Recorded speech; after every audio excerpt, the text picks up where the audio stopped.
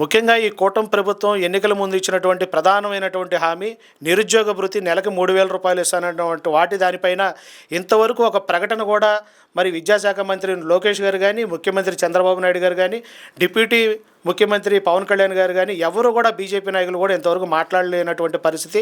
అంతేకాకుండా విద్యార్థులకు ఈరోజు ప్రధానంగా రావాల్సినటువంటి ఈ త్రైమాసికంలో రావాల్సినటువంటి విద్యా దీవెన కానీ, వసతి దీవెన కానీ ఇంతవరకు వారికి పూర్తి స్థాయిలో ఇవ్వలేనటువంటి పరిస్థితి. ఇంకా 3,900 కోట్ల రూపాయలు బకాయిలు ఉన్నాయని చెప్పేటువంటి విషయం పైన కూడా విద్యార్థులందరూ కూడా ప్రభుత్వం పైన ఒత్తిడి తీసుకొని వచ్చి ఆ నిధులన్నీ కూడా విడుదల చేయాలనే ఉద్దేశంతోనే రేపు యువత పౌరు కార్యక్రమాన్ని పిలుపునివ్వడం జరిగింది.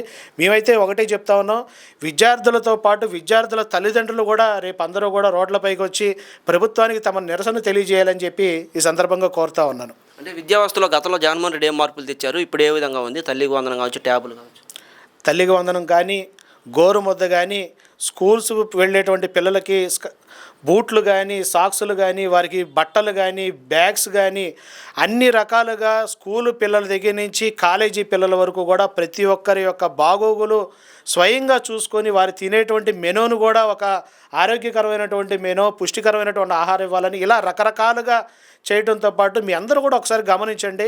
నాడు నేడు అనేటువంటి ఒక అద్భుతమైనటువంటి కార్యక్రమంతో పాడుపడిపోయే భవనాల్లో ఉన్నటువంటి ప్రభుత్వ పాఠశాలని గడిచినటువంటి 5 సంవత్సరాల్లో జగన్మోహన్ రెడ్డి గారి ప్రభుత్వం ఏ రకంగా అభివృద్ధి చేసింది, వారి యొక్క టాయిలెట్స్ కానీ, వారి గ్రౌండ్ కానీ, ఇన్ని రకాల సౌకర్యాలు ఏ రకంగా ఆ స్కూల్స్ని అభివృద్ధి చేసింది.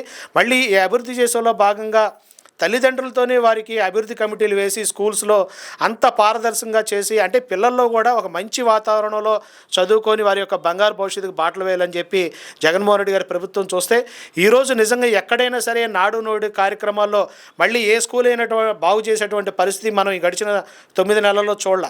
ఇంకా ఏంటంటే ఇంగ్లీష్ మీడియంని దాదాపుగా కూడా పిల్లలకు దూరం చేసినటువంటి పరిస్థితి, వారు ట్యాబ్లు ఇవ్వటం కానీ అన్ని రకాల కార్యక్రమాలని కూడా విద్యా వ్యవస్థని పూర్తిగా నిర్వీర్యం అయిపోయింది ఈ కూటమి ప్రభుత్వంలో.